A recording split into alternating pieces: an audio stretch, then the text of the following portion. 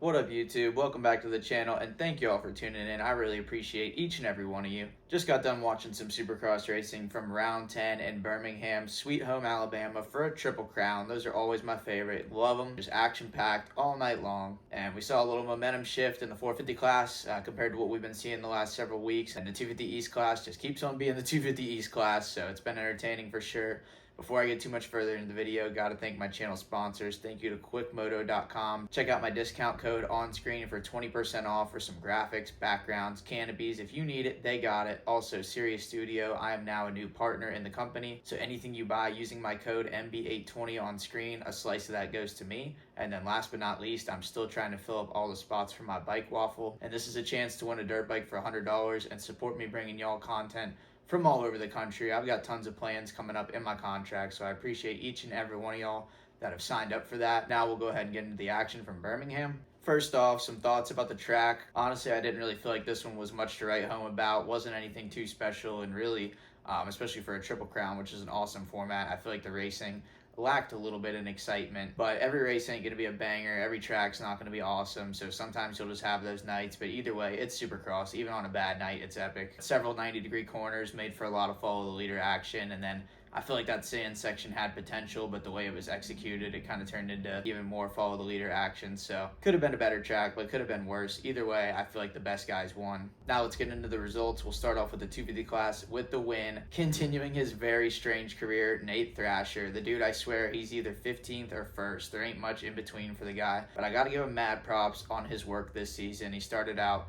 decent, nothing crazy, but then he had the broken finger. He soldiered through, got surgery, continued racing, hasn't missed a round or anything, and now he used his consistency to get the job done at a Triple Crown. And if you can pull one race a year out of your ass and win one, you can pretty much guarantee you'll have a ride forever, because you know these teams are feeding off all that potential. So now Nate is safe from being axed from Star Racing, I would assume. So great job, Nate Thrasher. And he's the 5th winner in 5 rounds in 250 East. This series is awesome. Nobody wants to show up to the race and already know who's gonna win, and I'll be damned if that's the case in 250 East. We may even get a 6th whenever they come back. Then in the second spot, RJ, I thought he had it, but that bad start in the last main really told the tale and kind of screwed him over. And he's another one. He's been soldiering through. He was talking on the podium about how his wrist is super jacked up, and I'm sure those x-rays still aren't looking very good. But RJ's a grinder. RJ's a digger. He doesn't care. He's just going to send it till the end.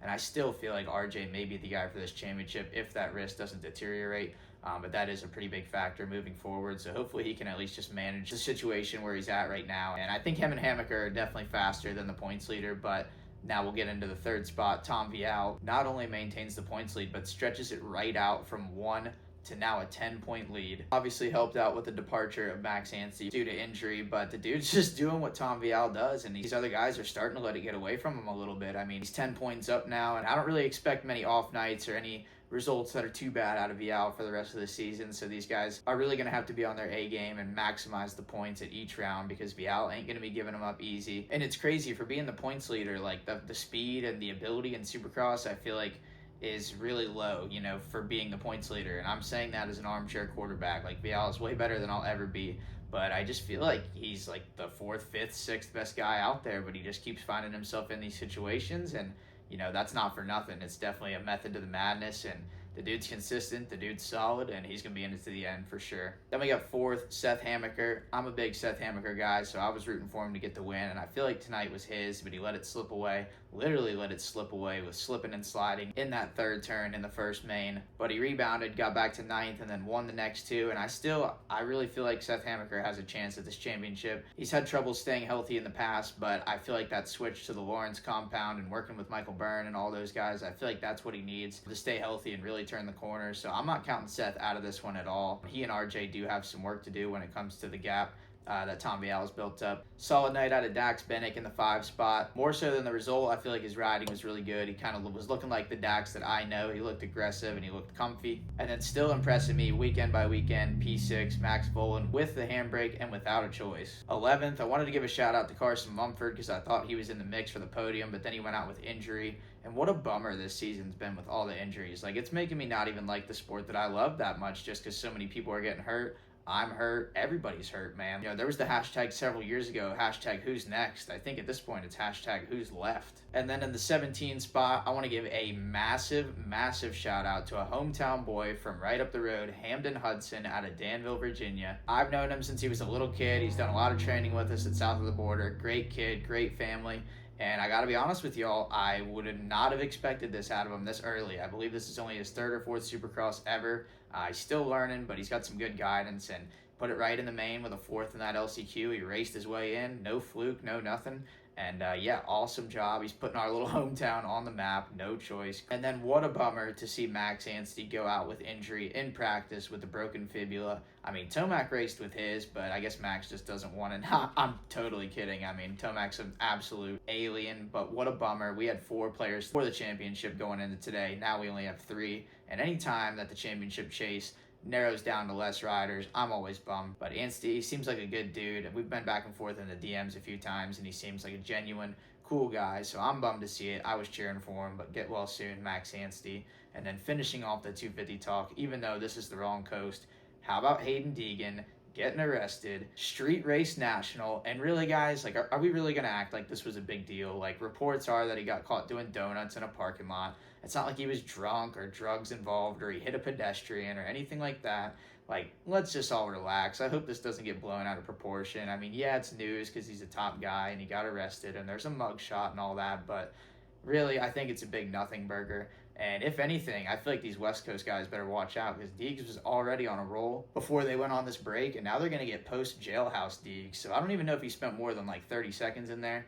But either way, crazy dynamic to watch for, and definitely not the story I expected to see when I refreshed my feed on social media this morning, but at least we got entertainment in the news. And real quick, before I get into the 450 class, how about the Supercross Futures Crashfest National? Holy crap. I thought they were going to have to rename it to Supercross No Futures because I thought all them kids were going to die out there. But in all seriousness, I think it's an awesome thing that these kids get to get this experience early. I was joking with Top Chick, telling her that if Supercross Futures was around whenever I was younger, that would have just expedited my retirement process because Supercross is gnarly and these kids are still amateurs. So there's going to be some trial, there's going to be some error. There might be a little bit more error than people would like to see, but it's all part of the growth, all part of the sport, and I enjoy watching it. Now into the 450 class with the win, Chase Sexton. Hallelujah, man. It really seemed like he used his head tonight. I mean, he had Coop right where he wanted him in that last main, and it looked like he had learned from his past failure in Arlington, said, nah, brother, you take this one, you take the battle, I'll take the war. And just like that, he's cut the points lead, I think, in half already, so I think it went from 15 down to 8. And this is kind of what I've been thinking in the back of my mind these last few weeks. You know, Coop's been on a good roll, but all it takes is one Sexton win and a Coop barely off the podium.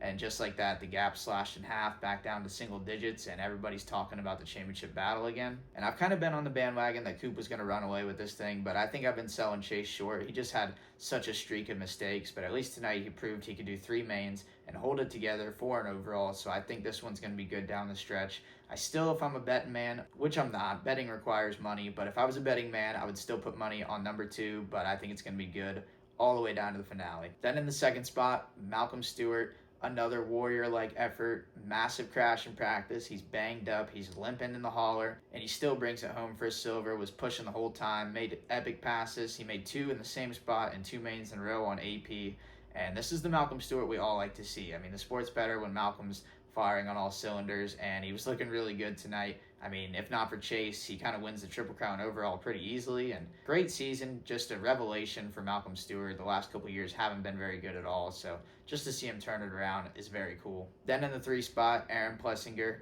Cowboy podium. Who can be mad at that? And I kind of was thinking after Daytona, he just needed that little spark in his season, just a little pep in his step to get things turned around. I mean, it was rough at the beginning between crashes, being sick, you name it, it happened to AP, but he's turned it around now, and I think this is what we're going to see out of him for the rest of the year, a 3 to 5 effort, and I wouldn't even be surprised if he gets a win next weekend in Seattle. I think it'll probably be a rutted mess, so that's calling AP's name already. Then in the 4 spot, Cooper Webb, a little bit of an underwhelming night for what I was expecting from him.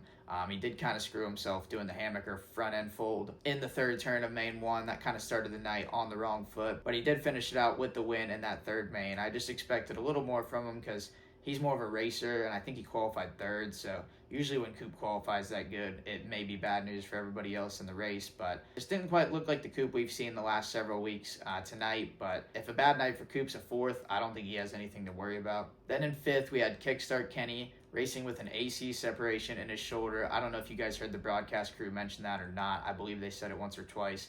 But I just wanted to touch on that AC separation. That is a gnarly injury. I mean, it hurts a lot. Like, I did mine, it's been 10 years ago now, back in 2015. And even like 3-4 weeks later when I was trying to get back on the bike and ride, it was just excruciating pain. And I was trying to do it on Supercross too. So, every whoop, every jump, feels like your shoulder's just about to fall apart. So mad props to Kenny for staying in it, putting in a good ride, and gritting it out. Sixth for J. Coop, very silent night for him after a not so silent week on social media. I'm just going to leave that at that. Seventh for El Hombre, Jason Anderson, Team Fried, and wow, what a punching bag the dude was out there tonight. It was almost sad to watch, and I was just waiting. He got taken out by Sexton in the first main, Webb in the second main. I thought he was just going to come out and kill everybody in the third main, but he ended up just committing assault on himself in the rhythm section. But to have all those issues and to still get seventh, honestly, is pretty impressive. So this middle of the season for Anderson's been crazy up and down, but hopefully he can reel it back in. He's got some West Coast tracks at the end of the year, and I think that's what suits his style, where you got to find traction where it's slippery. He's really good in that kind of stuff. Shout out to Benny Bloss getting a top 10 on the beta, and also 12th place Christian Craig, first race of the season. I'm not gonna lie, never noticed him, never saw him, didn't hear from him, but a 12th at the first race back, definitely nothing to be too upset about. And then 15th place, my weekly Jerry Robbins shout out. The dude is crushing it. He deserves more respect. And he got 15th, but really it should have been better. He was 12th and 13th in the first two mains, but then he kind of stepped on his pecker in main 3, ended up 19th. It pushed him back to a 15th overall. But the dude's been consistently in these main events every week, week in, week out, and he's good outdoors too. So I think a Super Motocross playoff berth is about to enter the chat for Jerry Robin.